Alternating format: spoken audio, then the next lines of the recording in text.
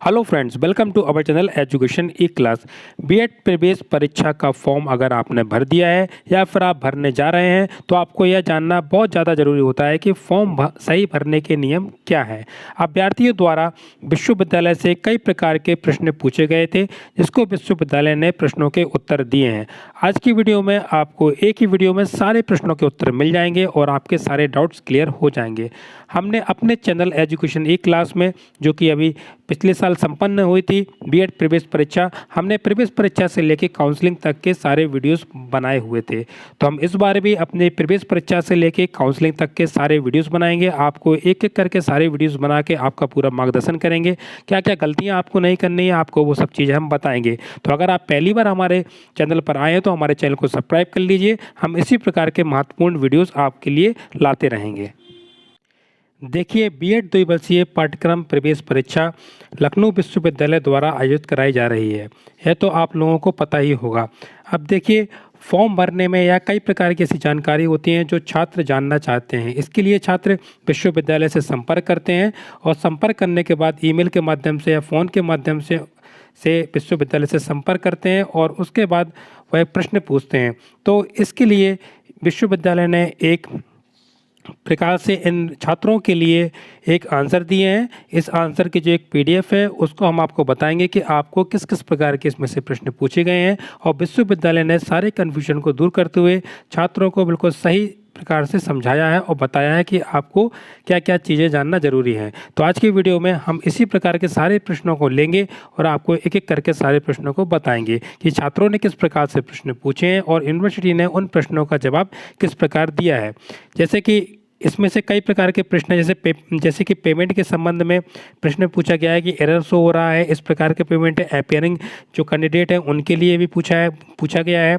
High school inter की marksheet और स्नातक में परीक्षा उत्तर प्रदेश के बाहर से उत्तीर्ण की है तो आवेदन में निवास प्रमाण पत्र लगेगा या नहीं लगेगा, इस प्रकार के प्रश्न पूछे गए हैं। एवीएस श्रेणी के लिए पूछे गए हैं, आय जाति और प्रमाण पत्र के लिए पूछे गए हैं, और आपके बीएड में ऑनलाइन जो प्रारूप है उसके बारे में पूछा गया है। प्रमाण पत्र के बारे में पूछा गया है। अंतिम वर्ष के जो अपीयरिंग छात्र उनके बारे में है। डिप्लोमा के जो छात्रों ने प्रश्न किया है। इस प्रकार से सारे प्रश्नों को, जो बार बार प्रश्न पूछे गए हैं, अधिक प्रश्न पूछे गए हैं, इन प्रश्नों को यूनिवर्सिटी ने छात्रों को उत्तर दिया है। तो चलिए हम शुरू करते हैं आज का वीडियो और आपको बताते हैं कि इन सारे प्रश्नों में से शायद आपका भी कोई प्रश्न हो तो आपको भी इस प्रश्न में आंसर आपको मिल जाएगा। स्टार्टिंग करते हैं सीधा क्वेश्चन नंबर जो आपका 1 है, प्रश्न नंबर 1 से। जैसे पूछा है कि बीएड की प्रवेश परीक्षा के ऑनलाइन आवेदन पत्र में रजिस्ट्रेशन की आगे की प्रक्रिया नहीं हो पा रही है, क्या करें।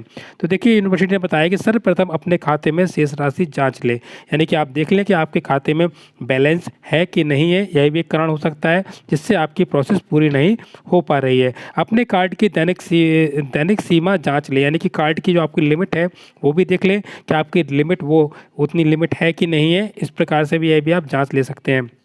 यदि धनराशि खाते से कट गई है, इन केस अगर आपकी धनराशि आपकी कट गई है और आगे की प्रक्रिया नहीं हो पा रही है तो 48 घंटे आपको प्रतीक्षा करना है। यदि तब भी ना हो तो दोबारा भुगतान कर दें और पहली धनराशि यथावत खाते में वापस कर दी जाएगी। ये चीज़ भी आपको क्लियर हो चुकी है। कई छात्र परेशान हैं कि इस प्रकार से उनका पेमेंट फंस जा रहा है, तो उन्हें ये क्लियर कर दिया आपको कि इस प्रकार से आपको करना है। पेमेंट नहीं हो पा रहा है, एरर लिख के आ रहा है, क्या करें। तो देखिए, उन्होंने बताया कि बीएड की प्रवेश परीक्षा के ऑनलाइन आवेदन पत्र को स्मार्टफोन से भरने पर यह हो सकता है। उचित होगा कि अभ्यर्थी लैपटॉप या कंप्यूटर का प्रयोग करें जिसमें नवीनतम वेब ब्राउज़र जैसे IE11 इंस्टॉल होना चाहिए। अभ्यर्थी सही लॉगिन आईडी पासवर्ड अंकित करें। अभ्यर्थी यदि पासवर्ड भूल गए हैं तो अपना पासवर्ड पुनः बना लें। इस प्रकार से अगला क्वेश्चन के ऊपर बढ़ते हैं। अपीयरिंग कैंडिडेट के 3rd ईयर का रोल नंबर नहीं मिल रहा है। कई छात्र परेशान है कि रोल नंबर में हम क्या करें कि जो आपके अपीयरिंग छात्र हैं और वो अप्लाई कर रहे हैं 3rd ईयर के लिए, तो रोल नंबर नहीं मिल पा रहा है तो वो क्या करें। तो अभ्यर्थी अपना द्वितीय वर्ष का अनुक्रमांक भर सकते हैं। ये भी आपका डाउट क्लियर हो चुका है। पिछले सत्र की फीस कब तक वापस होगी, ये तो बहुत सारे लोगों के लिए है। तो उन्होंने कहा है कि वित्त अधिकारी को इस हेतु निर्देश प्रदान कर दिए गए हैं। धनराशि की वापसी की प्रक्रिया तीव्रता से चल रही है।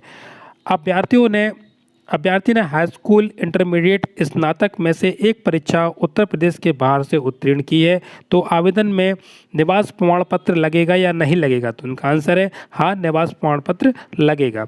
अभ्यर्थी यदि EWS श्रेणी का है तो उसे अपने ऑनलाइन आवेदन पत्र में EWS एवं अन्य प्रमाण पत्र दोनों अपलोड करने हैं अथवा कोई एक करना है। ठीक है, आप समझ गए होंगे प्रश्न को।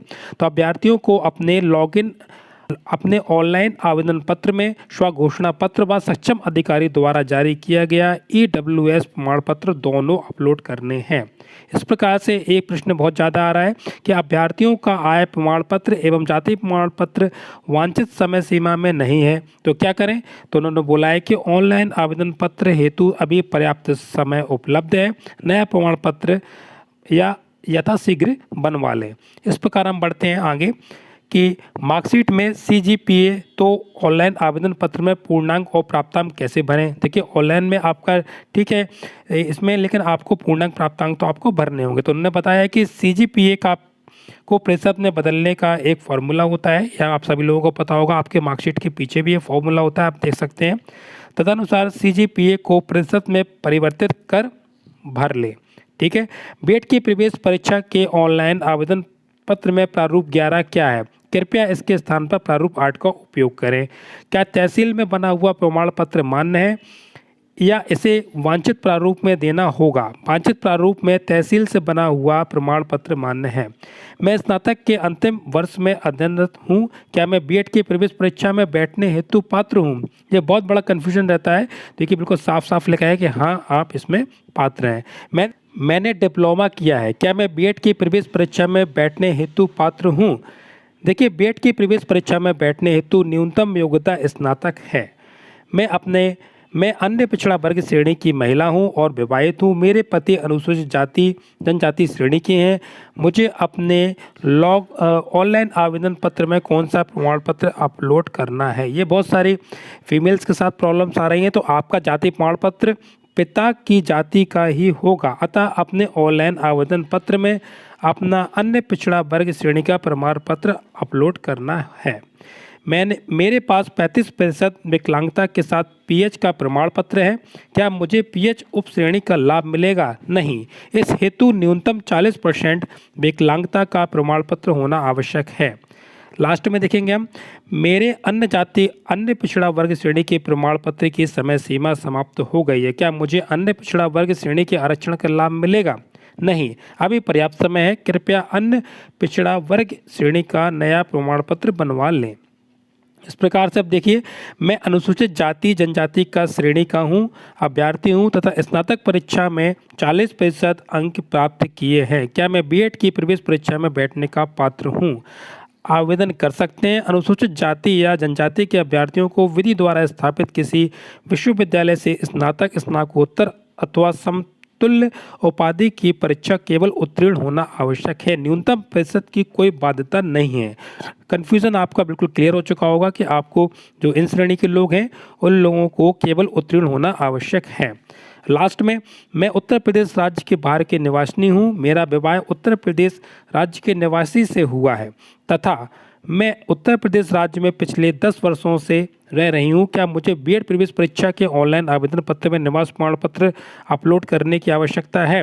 बीएड प्रवेश परीक्षा के ऑनलाइन आवेदन पत्र में अपने निवास प्रमाण पत्र अथवा विवाह प्रमाण पत्र की प्रति अपलोड करें जिसमें पति के निवास का पता स्पष्ट रूप से अंकित हो।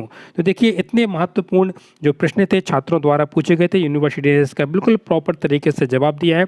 आप लोगों के सारे कन्फ्यूजन इसमें से दूर हो गए होंगे। तो मैं आशा करता हूँ कि आप लोगों को ये वीडियो बहुत पसंद आया होगा, आपको ये वीडियो बहुत हेल्पफुल लगा होगा।